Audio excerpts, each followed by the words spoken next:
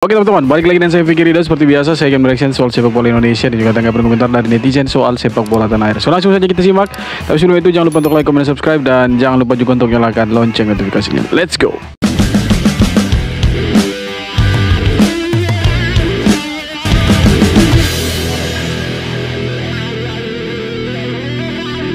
Indonesia nggak bisa main bola, masa ya lawan Jepang aja kalah 4-0. Sintayong out, ganti pelatih. Gajinya besar, ngelatih nggak bisa, nggak ada perubahan sama sepak bola Indonesia dibuatnya. Udah banyak pemain yang dinaturalisasi, yang dari Liga Champions, yang ini, yang itu, kipernya pun diganti. Tapi nggak. Begitulah kata Towel dengan teman-temannya dia. Menang juga lawan Jepang, 4-0 pula itu. Ganti tuh. Sintayong ganti. Begitulah kata-kata orang fans Karbitan. Ngepet. Akan tetapi, kalau dia memang benar-benar warga Indonesia dan cinta dia terhadap Indonesia, cinta tanah air, cinta NKRI, udah macam 212 pula ya kan? Begini dia, untuk Garuda Mudaku tidak apa-apa. Kekalahan adalah kemenangan yang tertunda. Asik. Asalkan tetap mau berusaha dan tidak putus asa. Pesanku untuk Garuda Muda, tetap semangat, rasakan perubahan yang ada. Ibarat tangga, tidak apa-apa kita melangkah satu anak tangga ke satu anak tangga yang selanjutnya. Garuda Muda, aku tetap bangga. Keren. Intinya ya yang penting lambat tapi selamat begitu. Seperti Indonesia. Ya, tersiok-siok, awalnya imbang, belum pernah menang, kemudian kalah 2 kali, tapi akhirnya kita sekarang ada di peringkat ketiga untuk klasemen sementara dengan koleksi 6 poin. Kita negara di Asia Tenggara pertama yang sekarang posisinya itu dapat 6 poin. Karena negara-negara sebelumnya Thailand, Vietnam itu sekitar mereka 4 poin dan 2 poin. 4 poin untuk Vietnam kalau saya tidak salah, dan 2 poin untuk Thailand, teman-teman. Jadi sekarang sebenarnya Indonesia ini cetak sejarah di bawahnya STY.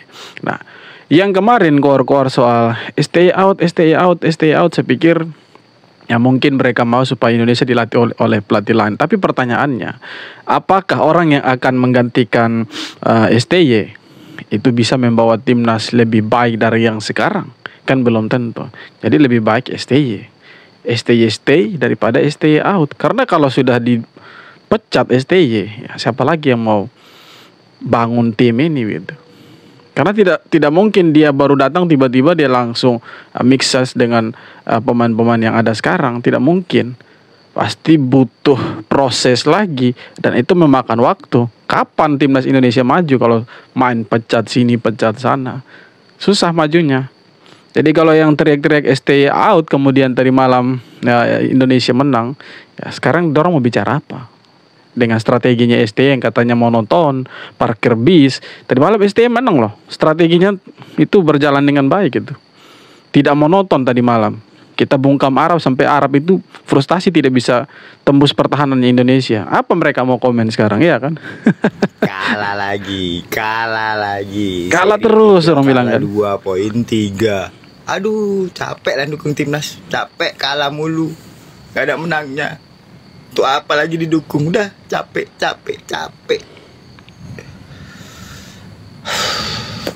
Kau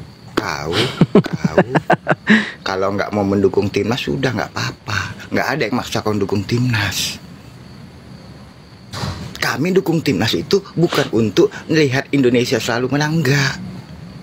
Kalah menang mereka tetap di hati. Iyalah. Kalah menang mereka tetap pujaan di dada.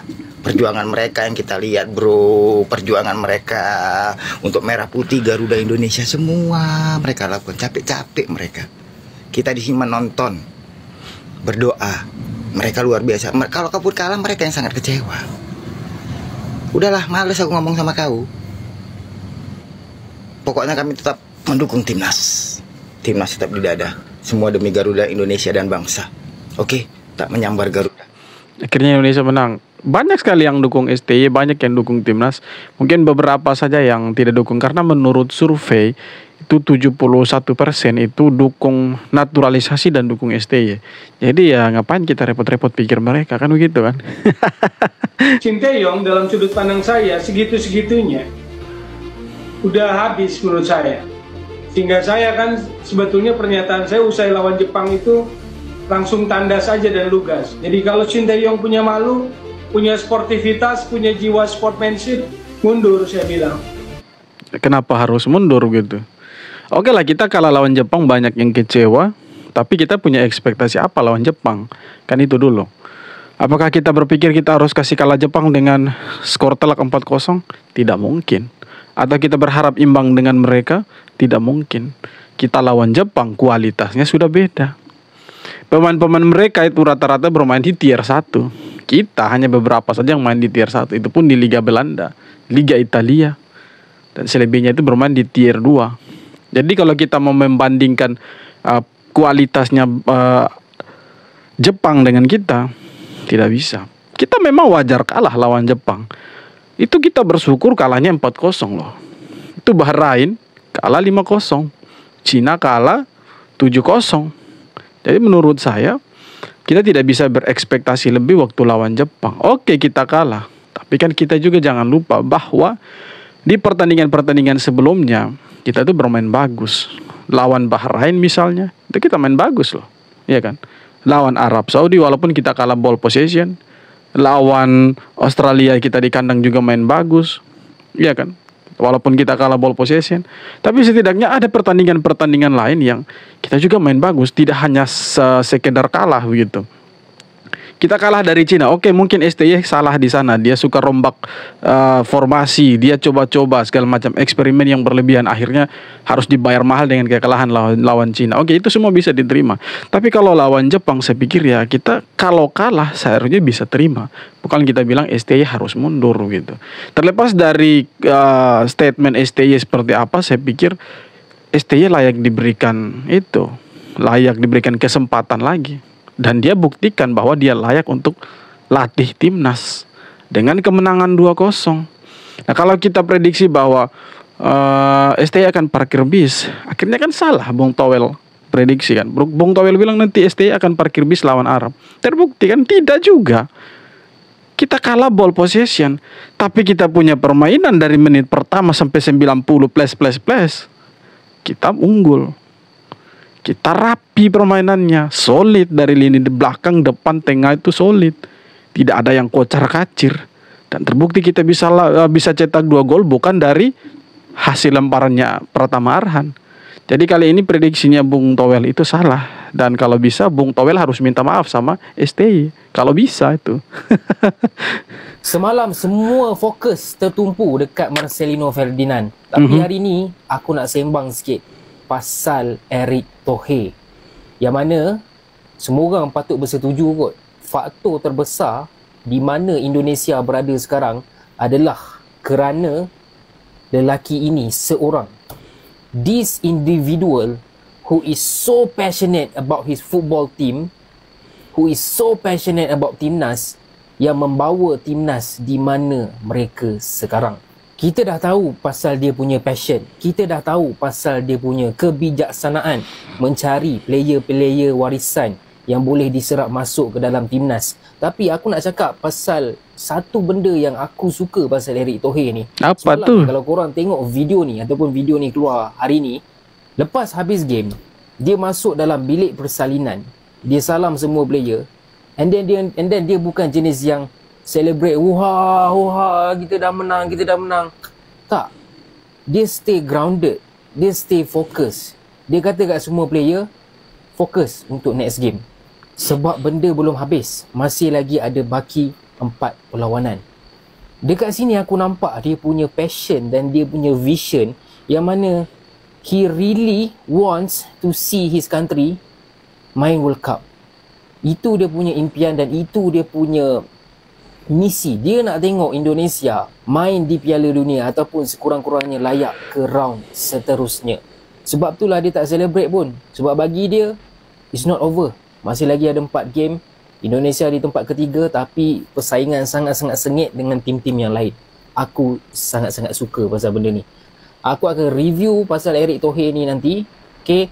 Tapi untuk hari ni, itu sajalah yang aku nak cakap. Okay, korang macam biasa. Jadi bukan hanya orang Indonesia sebenarnya yang kagum ya dengan Pak Erick Thohir. pandit-pandit sepak bola dari Malaysia, dari negara-negara lain itu semua sekarang salut dengan Pak Erick Thohir. Gebrakannya dia di sepak bola Indonesia, khususnya timnas ya teman-teman, itu luar biasa. Dimana kita lihat hasilnya itu terasa sampai sekarang.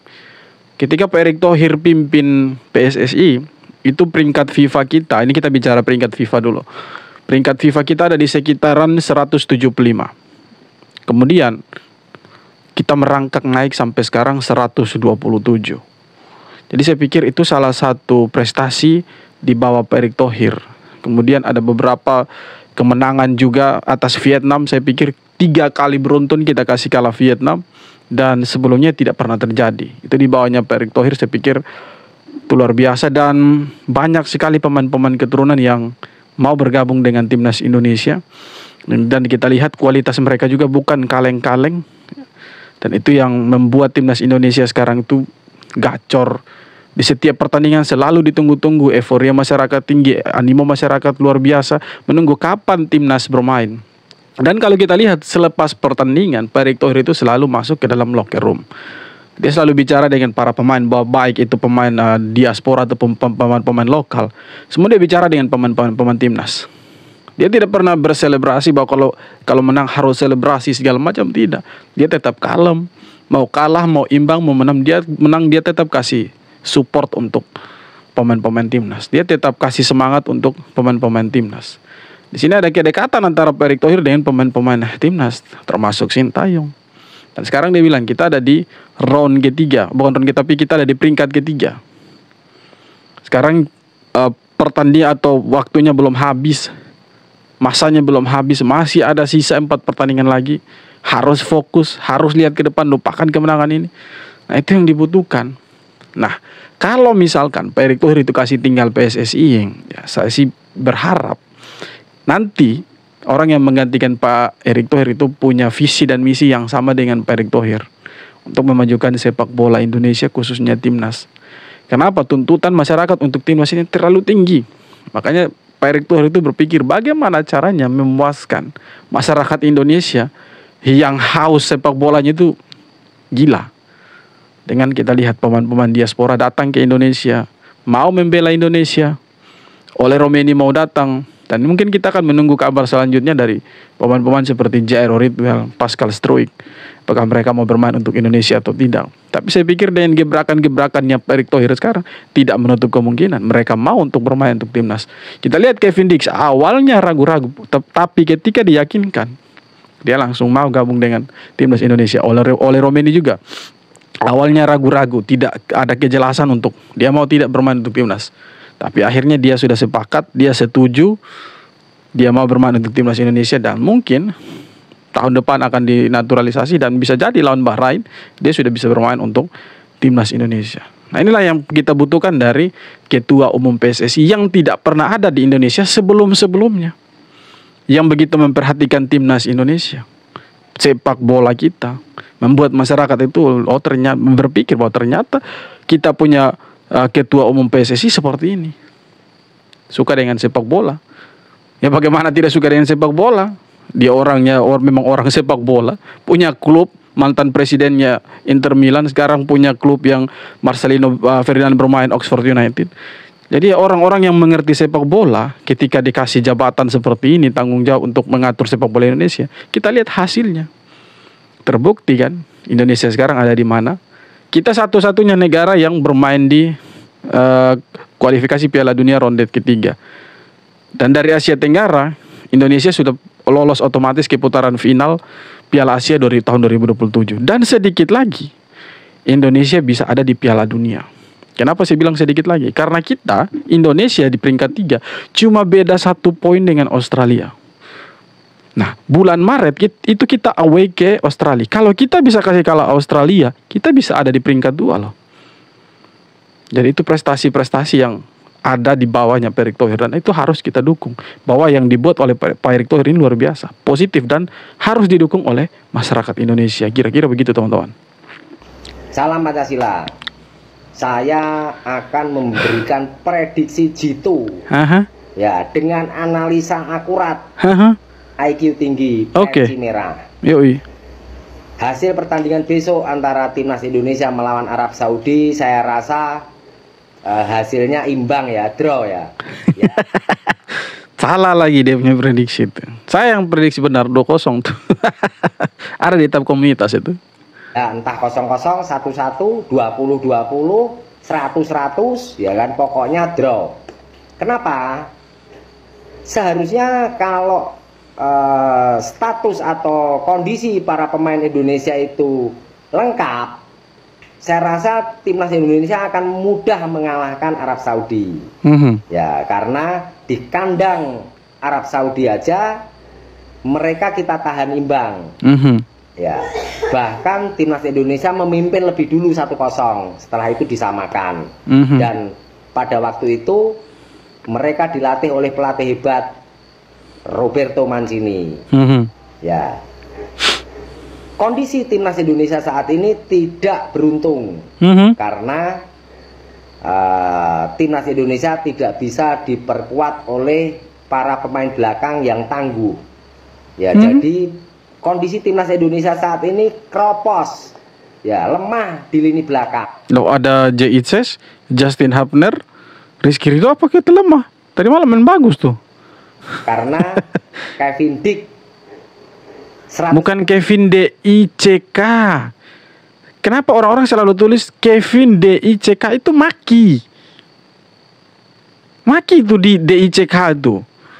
Dia punya nama tuh Kevin Dix, D.I.K.S, bakar besi. Bukan Kevin Dick, jangan aneh-aneh kalian. Tidak bisa main. M.S. Hilgers 100% tidak bisa main. Terus Jordi Amat juga sama, tidak bisa main. Bukan tidak bisa main, tidak diturunkan sama STY. Ada kan dia di bench itu. Ya, artinya kita tinggal menyisakan J.I.C.S, Justin Hapner, dan Rizky Ridho. Itu kurang. Ya, kalau tengah, ya posisi penyerang tengah atau gelandang kita lengkap. Ya, karena Tom Haye akan kembali ditemani oleh Ivar Jenner, tandemnya yang bagus ya, yang akurat dalam umpan-umpan jauh, umpan-umpan terobosan, ya, yang mana akan memanjakan para penyerang. Ya, dan Ivar Jenner ini juga mahir dalam bertahan. Ya, lini depan saya rasa juga masih cukup mumpuni karena masih ada Ragnar, masih ada Rafael Struijk, ya. Tinggal nanti yang dipasang itu apakah Witan Sulaiman atau Yakob Sayuri. Nah, untuk lini belakang memang riskan ya, karena memang hanya menyisakan 3 pemain bertahan yang mumpuni ya. Kalau masih ada Asnawi Mangkualam dan Pratama Arhan, saya rasa juga kurang bisa menahan gempuran dari Arab Saudi. Ya, karena kita kehilangan back-back tangguh. Ya. Nah, kalau Martin Paes, saya rasa dia akan bermain gemilang lagi karena waktu itu juga di Arab Saudi Martin Paes berhasil menahan serangan dan tembakan-tembakan beruntun ke gawangnya dari pemain Arab Saudi. Bahkan penalti aja nggak gol. Itu pengalaman yang sangat bagus sehingga mentalnya nanti akan tinggi. Khusus Martin Paes. Ya, kita akan pincang di lini pertahanan. Ya. Nah, strategi Sintayong harus jitu karena kalau salah strategi atau main-main lagi ini akan menentukan nasibnya. Masa sih nggak pernah menang? Ya, pelatih kok nggak pernah menang 7 kali pertandingan, ya bagaimana ya, harusnya kan sudah dipulangkan itu, suruh tanam ginseng aja di sana jadi petani ginseng gitu ya kan. Masa 6 kali kok cuman dapat nilai 3 itu. Itu pun dari draw semua dia bilang ya. Jadi memang prediksinya PC Merah kali ini salah gitu. Kita punya pemain belakang, bukan hanya pemain belakang. Ya, kita tidak bisa kasih kredit tersendiri. Mungkin ya kredit itu mungkin untuk Marcelino karena dia bermain apik, cetak 2 gol. Tapi dari kesebelasan timnas Indonesia, saya pikir mereka semuanya itu ya perform gitu. Mereka semua itu bermain menunjukkan mereka tidak mau kalah dari Arab. Dan kita lihat solid lini belakang. J.I.C.S, Rizky Ridho, Justin Hubner, walaupun di menit 89 Justin Hubner itu kena kartu merah. Ya memang itu kartu merah yang menurut saya wajar dilakukan oleh Justin Hubner, teman-teman. Kalau kita lihat lini belakang, kita punya lini belakang tidak bisa ditembus sama Arab. Bahkan mereka mentok di tengah. Mereka serang dari tengah putus. Mereka kembali dari kanan lagi putus. Apalagi dari kiri ada Calvin Verdong. Hancur, mereka tidak bisa serang dari kiri karena ada Calvin Verdong di sana. Jadi memang tadi malam kita punya permainan tuh tidak hanya sekedar parkir bus seperti Bung Towel bilang. Mereka itu bermain luar biasa. Mereka itu bermain terbuka, menyerang juga, counter attack-nya bagus. Iya kan? Jadi kita juga harus apresiasi gitu apa yang sudah dicapai oleh timnas tadi malam. Ya walaupun sebelumnya ada yang bilang pasti ini parkir bus, kalah lagi, STY tidak punya strategi, STY itu keras kepala dan lain sebagainya. Bodoh amat, intinya menang. Intinya menang. Bodoh amat dengan komentar orang. Mungkin mereka juga yang sering kritik STY segala macam itu menghujat STY, itu mungkin merayakan kemenangan timnas tadi malam. Kalau mengkritik ya silakan, karena ya ini negara demokrasi. Saya pikir semua bebas untuk berpendapat. Tapi kalau yang sudah menghujat segala macam, saya pikir kalau mereka ikut menikmati kemenangan timnas, ya mereka pecundang. Kenapa tidak kritik sampai seterusnya? Kan begitu sebenarnya. Jadi ayolah kita dukung timnas, mau kalah, mau menang, mau imbang apapun itu tetap kita dukung mereka. Oke lah, bolehlah kita kritik kalau yang kita lihat memang itu tidak sesuai dengan harapan kita. Bolehlah kita kritik, tapi jangan sampai menghujat pemain, pelatih segala macam. Itu sudah keluar dari jalur, out of the box itu. Jadi semoga kedepannya tidak ada lagi supporter-supporter seperti itu. Ayo dukung saja apa yang dilakukan oleh STY. Saya pikir dia yang paling tahu soal pemainnya, siapa yang harus diturunkan, taktiknya seperti apa. Dia yang tahu. Dan di sini dia menjawab semua tuduhan-tuduhan, tudingan-tudingan dari orang-orang yang selama ini menuding dia tidak punya strategi lain, mentok dan lain sebagainya. Tadi malam terjawab. Arab Saudi kita gulung di GBK dengan 2-0 clean sheet kita. Jadi seperti itu teman-teman. Jadi haruslah kita dukung timnas. Apapun kondisi mereka, ya memang wajib kita dukung mereka. Oke teman-teman, sekian video kali ini. Terima kasih banyak sudah nonton video sampai akhir. Sekali lagi jangan lupa untuk like, comment, dan subscribe. Dan kita jumpa lagi di video-video berikutnya. Hormat.